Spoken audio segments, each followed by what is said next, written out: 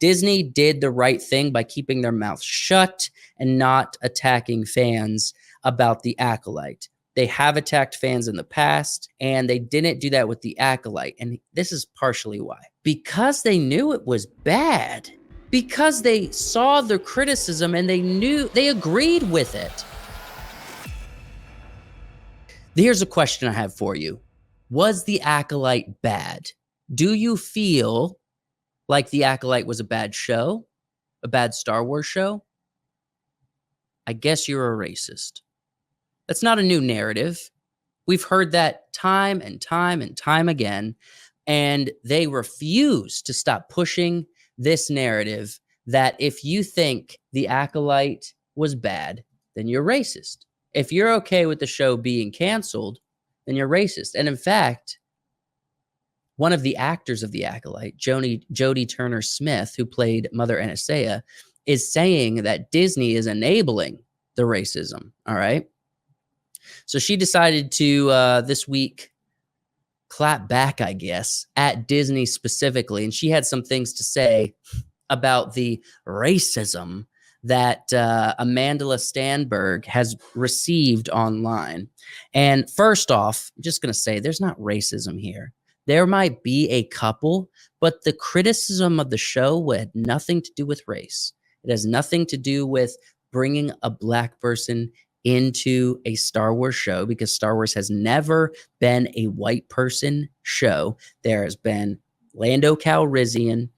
That was a big deal when the originals came out to include a character like that. I don't understand why it's like so necessary to push the idea of racism, but let's hear what she had to say. All right. This is a quote.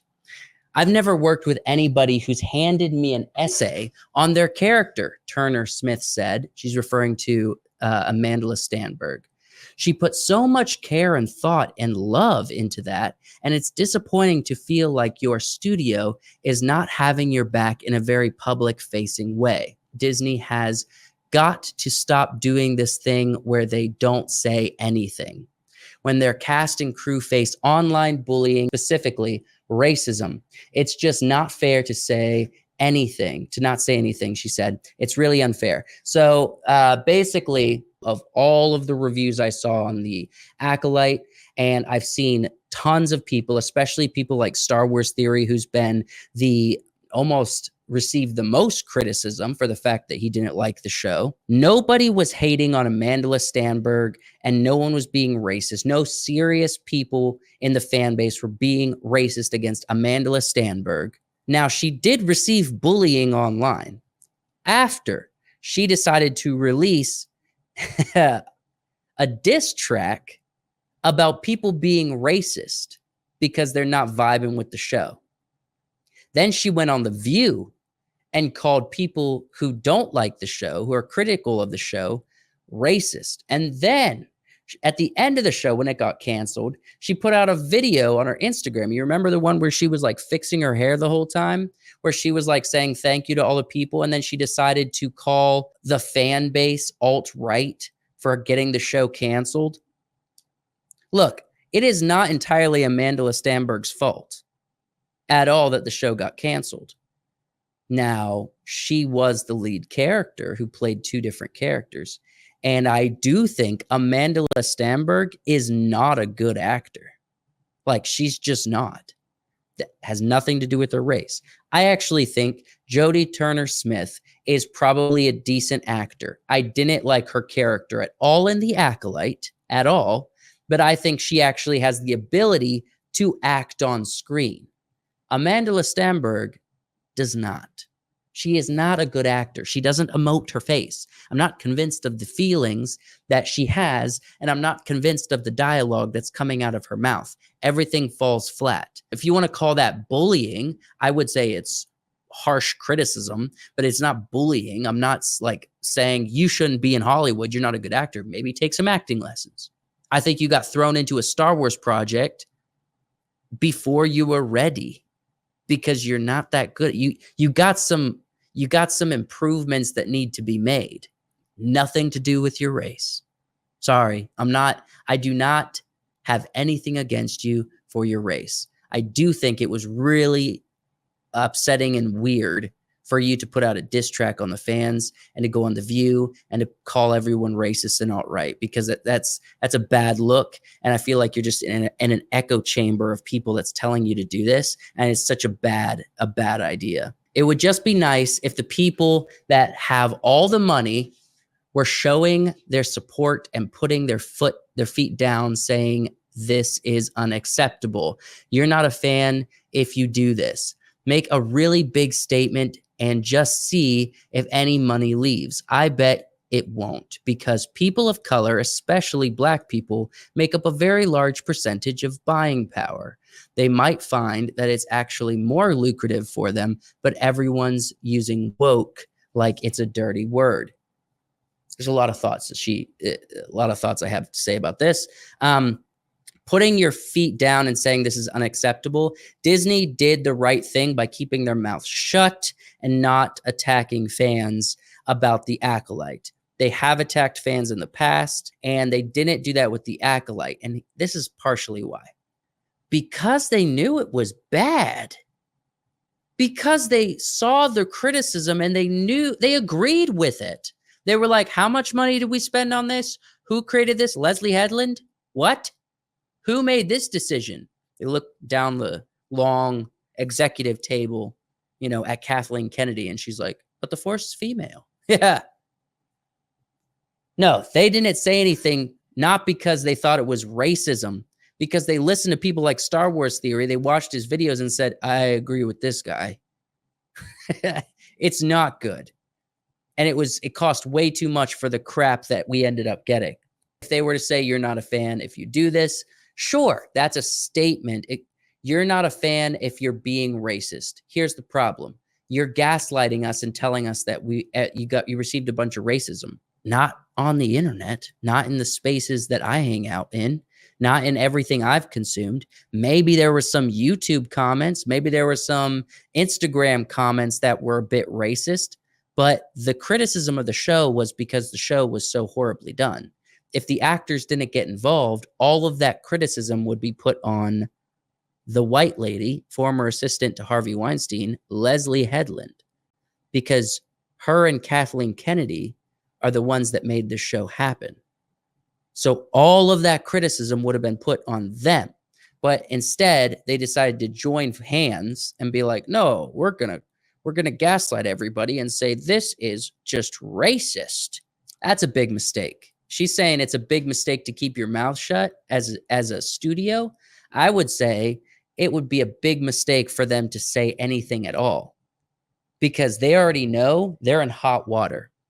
And let's not forget, Bob Iger said a year ago that they were pivoting. This show was already being made. It might have already been done. The money was probably already spent. So this is probably not a part of their new future plans at Disney to be super woke with the stuff, because they're like, hey, remember that whole Nelson Peltz thing where he was trying to get on the board and was almost going to, take executive power in some capacity over the decision-making at Disney? That was a close call. That was a close call because they've been bleeding out money and not earning it back. And they have seen that there's like 2 Star Wars things that people like, maybe 3. You got a lot of love for Rogue One. Not a big fan, but not the worst thing that Disney's made. Andor was great. Mandalorian season 1 and 2 were pretty darn good. That's like the only thing Disney Star Wars has that was enjoyed by the fans. And so there's this narrative of racism and bigotry is so tired.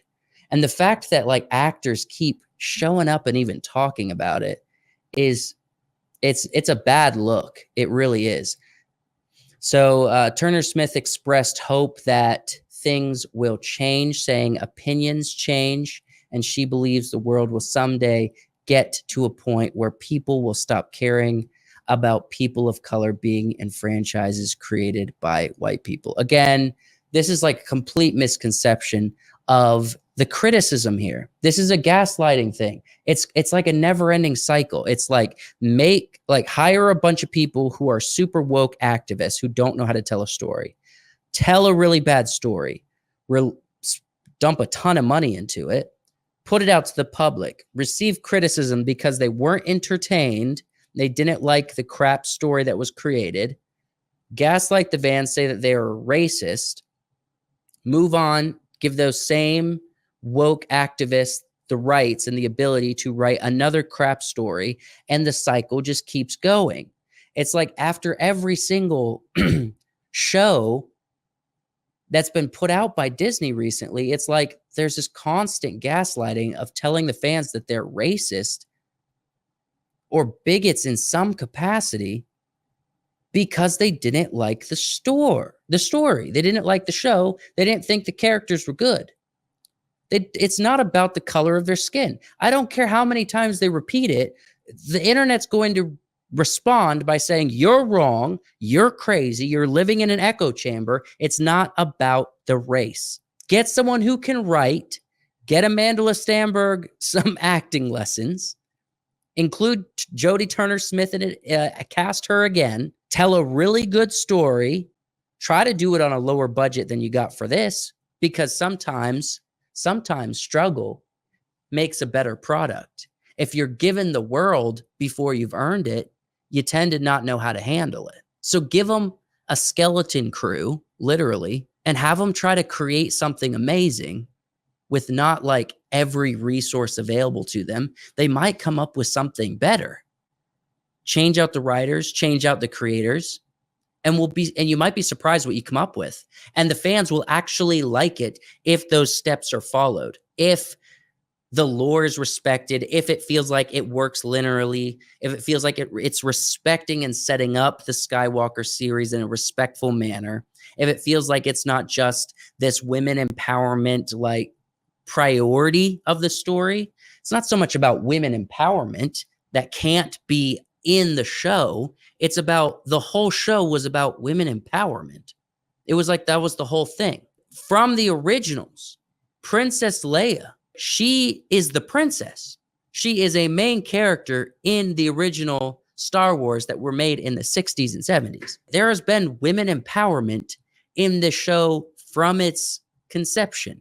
Remember that one scene where they needed to cross the hallway and there's lasers flying and she grabs the gun and she just, covers herself and crosses the hallway and doesn't get shot and fires back at the stormtroopers. There's been women taking charge and being badasses from the original movie, the first one. So why are we acting like this is a show created by white people, like for white people? That's never been the case. And we have to like make up for something.